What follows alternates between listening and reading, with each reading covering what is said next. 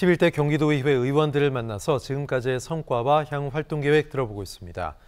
오늘은 경기도의회 기획재정위원회 소속 이채영 의원과 말씀 나눠보죠. 경기 총국 연결하겠습니다. 의원님 나와 계시죠? 안녕하십니까? 네, 안녕하십니까? 아이 키우기 좋은 경기도, 여성이 살기 좋은 경기도를 위해 최선을 다하고 있는 기획재정위원회 소속 국민의힘 이채영 의원입니다. 네, 경기도의회 초선 의원으로 의정활동 누구보다 열심이신데요. 그동안의 의정활동 소회부터 좀 들어보겠습니다. 네, 제11대 경기도의회에 입성한 이후 언제 이렇게 시간이 지나갔나 할 정도로 바쁘게 보낸 것 같습니다. 아쉬운 일도 많았지만 보람 있는 시간이었습니다. 도민에게 가까이 다가가 도민의 목소리를 듣고 소통하기 위해 노력하였고 도민상과 밀접한 의정활동을 추진해 왔어요. 지난 1년간 도민 삶에 밀접한 사안들을 살피며 복지, 안전 사각지대가 없는 경기도를 만들기 위한 의정활동을 추진해 왔습니다. 경기도민을 위해 할 일이 정말 많습니다. 지금보다 더 바쁘게 움직이도록 하겠습니다. 많이 관심 가져주시고 응원해 주시기 바랍니다. 최근 축하받을 일도 있으셨는데요. 11회 대한민국 도전 페스티벌 시상식에서 모범의회 대상을 받으셨습니다. 상을 받은 비결이 뭐라고 보시는지요? 네, 도전 페스티벌에서는 다양한 분야에서 업적을 이룬 수상자들에게 미래창작상, 노인복지문화대상, 도전 한국인상, 어정상을 시상합니다. 이번에 저는 감사하게도 경기도 발전과 성장을 위한 다양한 프로젝트와 의정활동을 추진한 공로를 인정받아 모범의회 대상 광역 부분을 수상하는 영광을 안게 되었습니다. 네, 지난 2차 본회의 5분 자유 발언에서 소리 없는 살인마 방역 소독제 사용의 중단을 촉구해서 화제가 됐죠. 자, 도내에 사용된 제품의 전수조사 촉구로까지 번졌는데 맹독성 방역 소독제 사용을 지적하신 이유 있습니까? 네, 정말 중요한 내용입니다. 아시다시피 12년 전인 2011년에 우리는 무색무취의 가습기 살균제로 온 국민이 큰 공포에 떨어야 했습니다.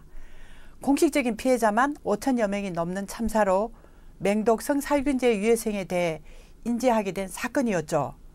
그런데 2020년부터 최근까지 코로나19 방역 소독에 가습기 살균제 성분인 염화벤잘코늄이 들어간 방역 소독제가 사용되고 있다는 사실을 알게 된 것이에요. 언론으로부터 들은 이야기죠. 그야말로 큰 충격이었습니다.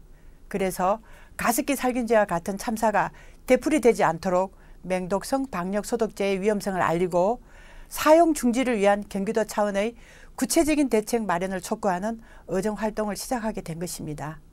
특히 제5분 자유 발언은 다중이용시설의 안정성이 검증된 제품이 사용될 수 있도록 하는 것과 경기도 내 보건소와 방역업체가 안전한 제품을 사용하도록 경기도가 선제적으로 나서줄 것을 촉구하기 위한 출발이었다고 할 수 있습니다. 이후 9월 18일에는 성명서를 내고 경기도만이라도 맹독성 방역 소독제가 언제 얼마만큼의 양이 분사되었는지에 대한 전수조사의 필요성을 강력하게 요구하였어요. 그리고 10월 11일에는 방역업체 종사자 등 분야별 전문가와 경기도 보건건강국, 기후환경에너지국 등이 참석한 감염병 소독 방역제 맹독성 제품 사용 금지를 위한 토론회를 개최하였어요. 이는 안전한 방역 소독을 위한 제도 개선을 위한 자리이었기도 했고 무엇보다도 도민들에게 감염병 소독 방역 성인 제품의 문제점과 방역 소독제의 위험성을 알리기 위한 노력의 일환이었습니다. 그 다음으로는 독성 소독제 사용 중단을 위한 관계 부서와의 정담회 개최를 통해 도민의 생명과 건강에 직결되는 맹독성 방역 소독제 사용 금지를 위한 경기도 차원의 실질적인 방안 모색을 촉구하기도 하였습니다. 그렇게 가장 최근인 지난 11월 7일 회기가 시작된 경기도의회 제372회 정례회까지 정말 의정활동을 바쁘게 하고 있는데요. 어찌 보면 이제부터가 더욱 중요한 과정일 수 있다고 저는 생각합니다. 더 이상은 우리 도민들의 생명을 위협할 수 있는 흡입성 독성물질 소독제가 사용되어서는 안 되기 때문이고, 또 그러하기 위해서는 안전한 소독제 사용을 위한 법령 등 관련 규정을 정비해야 하기 때문입니다. 경기도민의 생명과 안전을 지키는 일만큼 중요한 일이 또 어디 있겠어요? 그래서 이번 도정 질문에서 김동연 도지사에게 경기도만이라도 선제적으로 독성 소독제 사용을 중지하고 안전한 소독 제품을 사용할 수 있도록 조례안 제정에 대한 의향을 묻고 협조를 구하기도 했습니다. 또한 임태희 교육감에게도 방역 소독제로 인한 학생 및 교직원의 피해가 없는지 전수조사의 필요성을 강조하면서 안전한 교육 환경 조성을 위한 독성 소독 제품의 사용 중지와 학교 방역 소독의 세부 추진 방향 수립에 대해 명확한 답변을 요청하기도 하였습니다. 저는 앞으로도 도민의 생명과 건강을 위해 맹독성 방역 소독제의 사용이 금지될 수 있도록 끝까지 최선을 다하도록 하겠습니다. 네, 맹독성 방역 소독제 위험성을 알리기 위해서 다양한 의정 활동 중이신데 위험성을 알리는 것이 왜 중요한 일입니까? 네, 위험성을 알리는 것이 왜 중요하냐면요. 인체에 치명적인 가습기 살균제 성분인 염화벤잘코늄이 포함된 맹독성의 소독제가 감염병을 예방한다는 미명하에 우리 아이들이 생활하는 곳에 사용되는 것은 있을 수가 없는 일이잖아요.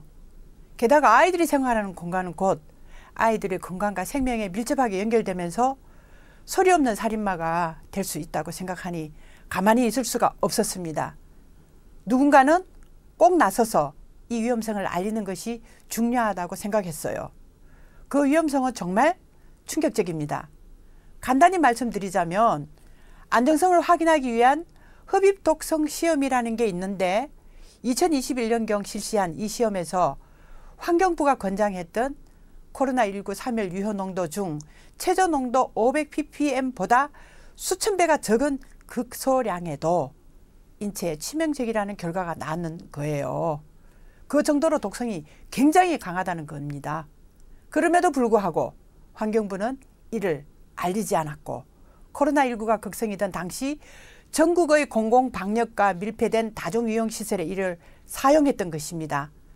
앞서도 말씀드렸지만 앞으로도 맹독성 방역 소독제 위험성을 알리는 것은 물론 경기도에서 사용 중지를 위한 조례 제정을 위해서도 최선의 노력을 본의원은 다하겠습니다.